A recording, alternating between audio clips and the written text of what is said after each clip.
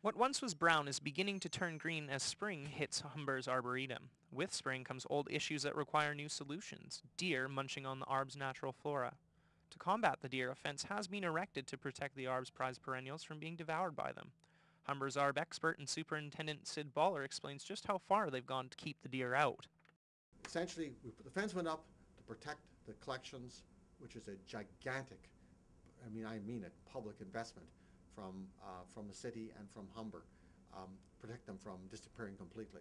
The fence essentially hugs the bank along here, goes into the valley, follows the edge of the woodlot all the way through and up to behind residence and hooks into the residence right there.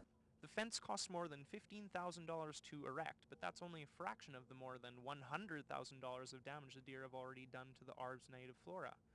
Baller says the deer's population has exploded and they're taking over the Arboretum.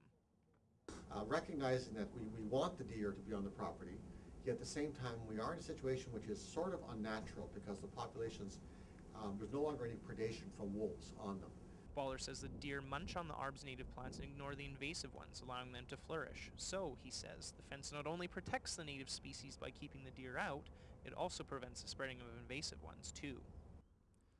So if you take a close look at the screen, you'll notice that most of it's actually plastic. But if you take a look down at the first 60 centimeters or so, you'll see that it's actually metal. And that's not to keep the deer out, that's to keep the rabbits out. Because what they can do is chew right through this. And if they chew right through, they get through, the deer see the hole, and they try and get through too.